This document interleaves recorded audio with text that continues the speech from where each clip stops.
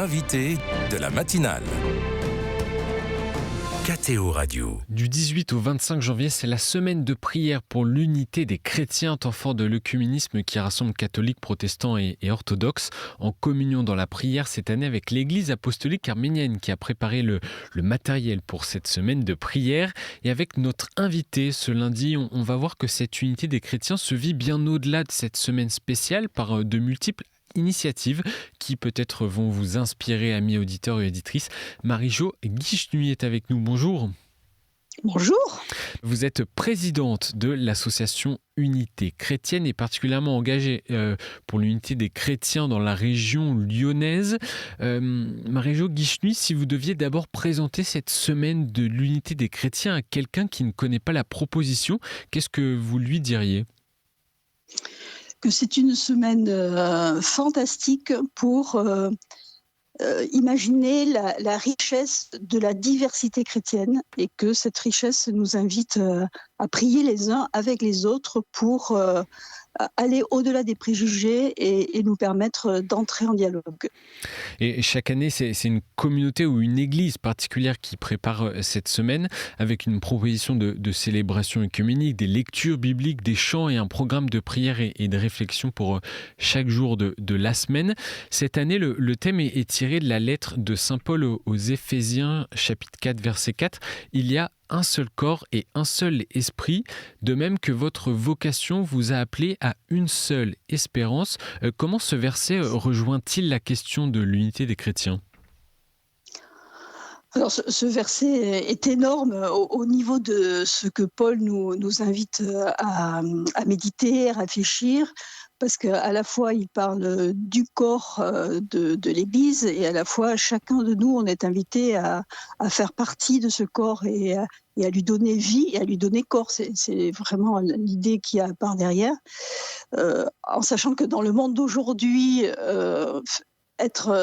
vivre l'espérance, il faut être un peu fou, et c'est un peu ce que les chrétiens sont invités à être, un peu fou pour dire que dans ce corps du monde, de l'humanité en difficulté, eh bien, nous sommes invités, nous chrétiens, tous les jours, à essayer de dire, au-delà de ce qu'on peut voir, il y a quelque chose de plus profond dans chacun, cette étincelle d'amour que Dieu a mis en nous, et que cette étincelle d'amour, eh bien, on a à la faire briller pour que justement l'unité puisse se vivre en humanité d'abord, et ensuite en Église et avec les Églises.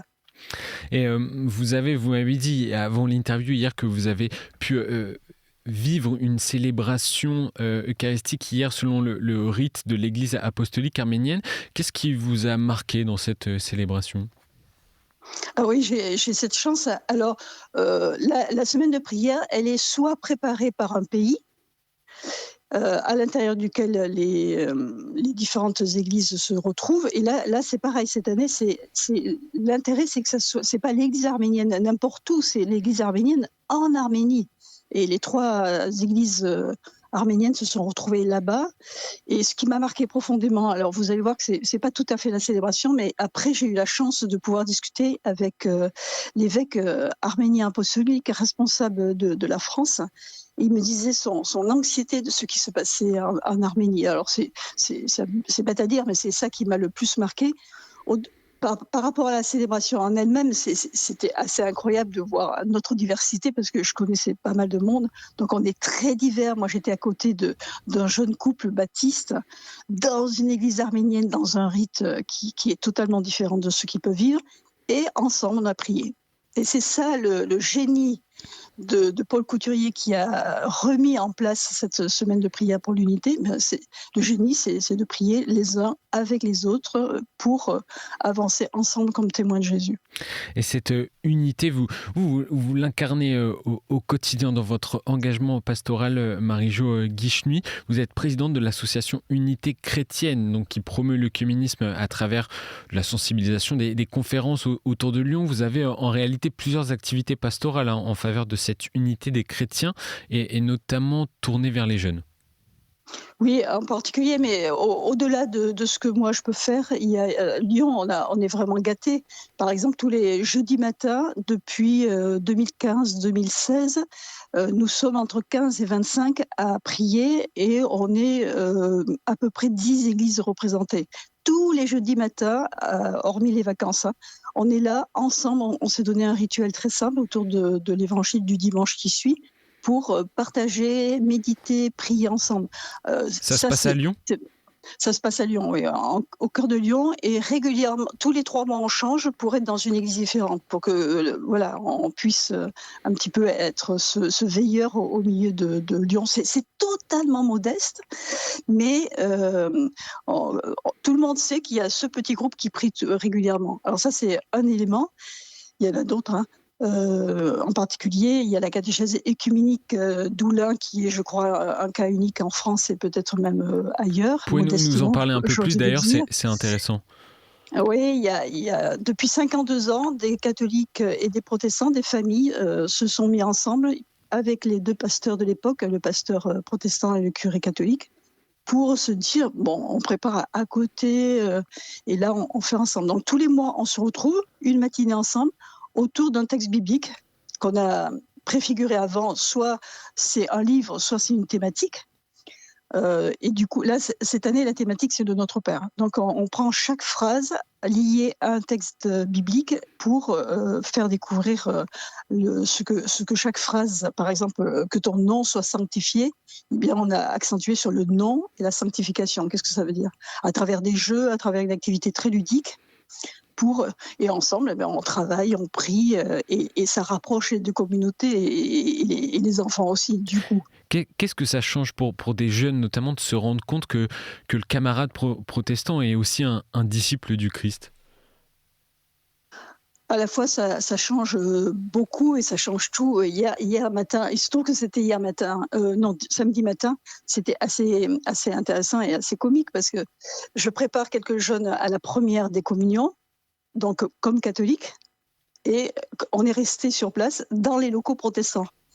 Mais ça gêne absolument personne. À la fois la communauté, ça fait sourire un peu tout le monde de faire ça, Mmh. mais ça change que en fait, ce qui est premier, c'est qu'on se découvre essentiellement comme disciples de Jésus et que notre trésor commence à la Bible. Alors parfois, quand on est adulte, on n'interprète pas tout à fait pareil, mais franchement, en 2026, il y a peu d'exégètes où on dit: «Ah, celui-là, il est protestant parce qu'il vient de dire ça». Alors franchement, c'est quasiment plus, c'est fini ça. Il y a un travail exégétique œcuménique aujourd'hui qui est assez, fabuleux et qui, permet aux uns aux autres de travailler et de s'aider, de s'entraider. La TOB en est un exemple tout à fait, important au milieu de nous. Et vous êtes aussi engagé dans la maison d'unité colocation des jeunes chrétiens. C'est des chrétiens qui soient catholiques ou protestants qui sont amenés à vivre ensemble dans une colocation. Oui, alors, je dois dire qu'on a, entre guillemets, «piqué l'idée» à Paris. Il y a quelques Oui, années, j'étais déléguée épiscopale ça à s'appelle une maison l'œcuménisme. d'unité, oui. Voilà, et à Paris, vous avez, enfin vous, voilà, nous avons à Paris une maison d'unité, c'est là que ça a été créé et nous avons, voulu faire, parce que j'ai eu l'intuition à un moment donné qu'il fallait faire quelque chose pour les étudiants un peu en profondeur et un peu dans la durée. Et donc ce sont des colocations de 4 jeunes dans des appartements différents et on essaye de les mettre de confessions différentes pour qu'ils puissent vivre en communauté ensemble et casser tous les préjugés. Et Parce que voilà, comment, et tous les mardis soirs, on est ensemble pour, partager, une thématique de foi ou découvrir une église. et comment est-ce que les jeunes peuvent contribuer, notamment les jeunes, à cette recherche de l'unité entre chrétiens? Alors, aussi paradoxalement parlant que ça, c'est étonnant parce que les jeunes d'aujourd'hui, quelque part, les étiquettes, ils s'en fichent un peu. Et donc spontanément, ils seraient assez facilement, au-delà de ce que nous, on a pu être à un moment donné. Presque, en tout cas ce que je rencontre, hein, parce qu'il y en a d'autres, c'est pas du tout ça. Presque, il faut leur faire redécouvrir la richesse de leur propre tradition pour que ensuite ils puissent en parler. Sont Mais davantage tournés vers cette unité, oui. Oui, oui, assez spontanément. En tout cas, ce que je rencontre, parce que je sais qu'il y a aussi un repli identitaire chez d'autres. Mais on peut démarrer d'un côté et de l'autre, hein. C'est-à-dire que quand on est identitaire, on lui dit c'est très bien ce que tu es en train de vivre, essaye de voir qu'il y en a d'autres. Et quand on ne sait pas bien où on en est, découvre la richesse à travers les autres, mais à un moment donné, ça serait bien que tu découvres un petit peu ce qui est chez toi. Et vous qui êtes très impliqué dans le dialogue et les initiatives œcuméniques, que constatez-vous de l'engagement des chrétiens sur ce sujet ? Honnêtement, Oui, honnêtement. honnêtement, il faut un peu se battre, hein. C'est-à-dire, franchement, chacun est dans sa bulle. Alors là, toutes les églises, hein, je ne fais pas exception de l'Église catholique. On est un peu tous dans notre bulle. Et il faut. Je pense que l'importance, ça, si je m'adresse à des gens qui sont en France, là, s'il vous plaît, si vous êtes sur un territoire où il y a une église qui n'est pas de votre église, allez rentrer et allez découvrir un peu ce qui s'y passe.